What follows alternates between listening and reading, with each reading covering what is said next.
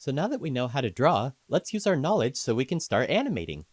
The first thing I want to talk about is the camera view right here. So you'll notice there's a camera view and a drawing view. So what the drawing view is useful for is for isolating a layer. So you can view a layer on its own in the drawing view.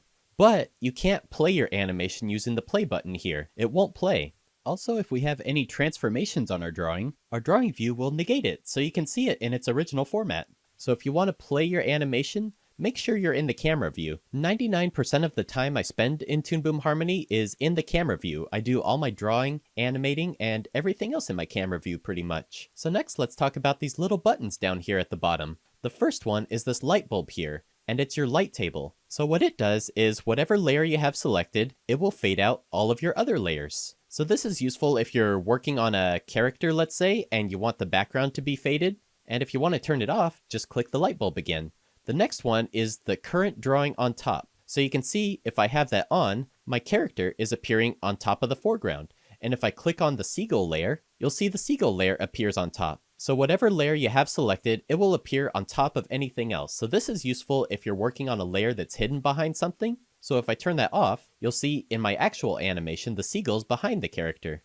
The next button is our camera mask. So if I have stuff going on outside of my stage, like I usually would in an animation, if I turn on my camera mask, it will mask out everything that's outside the stage that's not going to render. So this is useful for seeing what the composition of your animation looks like.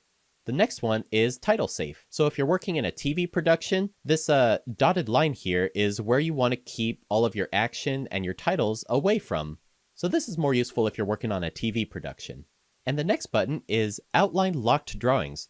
So if I have a drawing on my scene and I have this button turned on, any layer that I turn my lock on by clicking here will become an outline.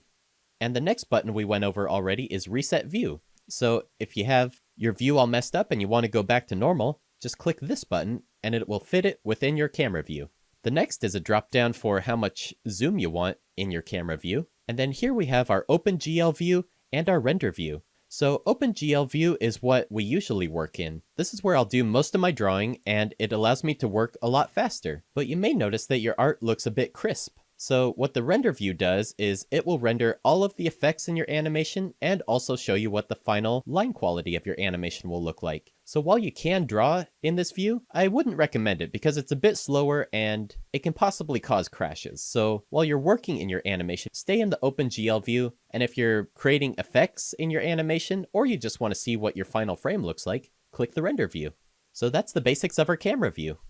So to start, I'm going to create what's called a color card. A color card you can think of as just one solid color that's in the background. So first, I'm going to deselect my layers, because if I have a layer selected, it's going to parent it underneath it, and that's not what we want. So I'll click and hold this plus button, and it'll give me lots of options for things to add. I'll select color card, and you'll see white appears in the background with all these gray boxes. What these gray boxes mean is just that I have my color card selected. If I click off of it, those gray boxes will go away. So that's all it is. It's just a basic color. If I want to change the color, I can double click on my color card layer, click this color bar right here, and then select the color I want. Let's just go with sort of an off-white. Then I'll close that, and again deselect it so I don't have it selected. And I even like to keep the lock turned on so I don't accidentally select my color card. And this also helps with exporting because the background won't be transparent. Let's create a new layer for our animation by clicking and holding on the plus and selecting drawing. Or we can click this button right here for add drawing layer. And we'll give it a name, and then we'll draw our first frame. So if we look down at our timeline, we'll see that our animation only lasts for one frame, and our total animation length only goes for 60 frames. To change the length of your animation, go up to Scene and Scene Length. And to extend how long a frame lasts for, we want to click where we want our frame to extend to select it, say on about frame 35, then we'll right click and say Extend Exposure, or we could press the hotkey of F5. And now we can see that our first frame lasts for 35 frames. This red marker up here is our playhead. We can drag it around to scrub through our animation. We can also use the hotkeys of period and comma to frame forward and frame backwards by one frame. If I want to delete any frames, I can select the frame I want and just press delete. Or if I want to delete multiple frames, I can select the first in my selection, hold shift, and then click the second in my selection and then press delete to delete a whole range of frames. So we have our first frame. There's a couple methods for creating our next frame of animation. The easiest thing to do is just to go to the next frame where there's currently no drawing and just start drawing.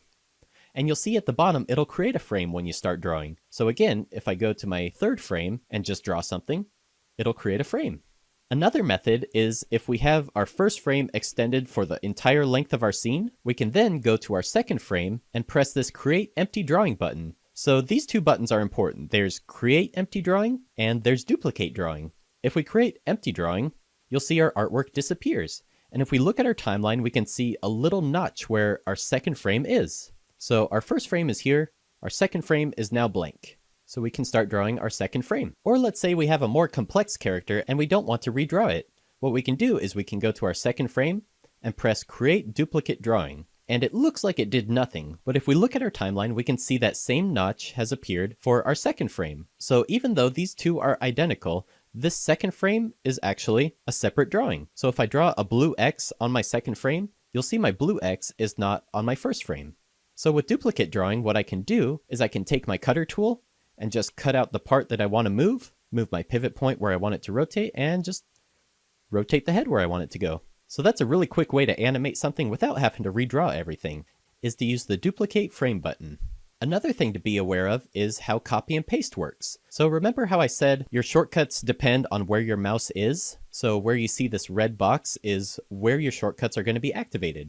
So for example, if I wanted to copy and paste his head, and I accidentally move my mouse down into the timeline and press Ctrl C to copy, and then go a couple frames over, and then press Ctrl V to paste, it's not pasting his head. What it's actually doing is it's pasting my frames. So if I want to copy and paste a drawing object, make sure you press Ctrl C while you're in your drawing view, go to where you want to paste the drawing and press Ctrl V, and it'll paste the artwork rather than copying and pasting frames. But let's talk about copying and pasting frames and how it works. So I have my first frame here where his head's not tilted. I can go down into my timeline with my mouse, press Ctrl C to copy it, go to frame 10 and press Ctrl V to paste it, and you'll see it pasted my first frame.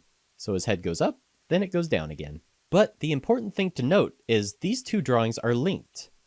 So if I were to go on frame 10, where my pasted drawing is, and draw a blue X on it, if I scrub through and go back to my first frame, you'll see the same blue X appears. So these two are completely linked. So what we want to do is, if we want these to not be linked anymore, is to press the Duplicate Frame button on my frame 10 here. So again, it looks like it did nothing, but this is an entirely new drawing now. So if I were to go on frame 10 and redraw that same blue X and go back to frame 1, even though the artwork is the same, these are now not linked anymore. So just something to be aware of, copying and pasting frames will keep them linked. So this is actually super useful. For example, if you copy and paste a cycle over and over again, and then later you want to change one frame on that cycle, if you do that, it will propagate that change to your entire cycle every time that frame is used. An important part of animation is being able to see the frames before and after, so you can see where to draw the different parts of your character to simulate movement. This is called onion skinning. To turn onion skin on, we can click this button that looks like a red stack of pancakes. You also have this extra option for advanced onion skinning. And what that does is, if we go to Windows and Onion Skin, we have some advanced onion skin options here. So now we can adjust the transparency of our onion skin, as well as the transparency of the entire onion skin itself. And we can have it calculate by number of frames or by the number of drawings. So that's pretty useful. And you can also edit your colors of your onion skins on the fly in this window. So again, that's the advanced animation onion skin. But we'll go back to the regular onion skin for this example. If I want to use the hotkey for turning on onion skin, I can press Alt-O. Or my preferred method is to click this stack of pancakes that are in the timeline here next to the layer you want to onion skin. I like this method because you can onion skin multiple layers this way. So we can extend or contract how many frames are shown by dragging these handles on the top near your playhead. So here I have 3 example frames. So frames you can move around simply by selecting them, then clicking and dragging and moving them where you want them to be. To remove a frame, pressing delete doesn't work. What that does is that creates a blank frame. If you wanted it to go from 1 to 3 and get rid of this number 2 in the middle here, simply select where the 2 starts and then press this button here, Remove Key Exposure. So what that does is there is no longer any 2 that's located there. If you have multiple places where you just have one frame and then a bunch of blank space in between your frames, like for example, if you're just going through and just drawing your key poses, and then you want them to hold between each other, you can click the first frame of your animation, shift select the end of your animation, then press this button, Fill Empty Cells. And that will fill in all the blank space, and now your frames hold in between each drawing.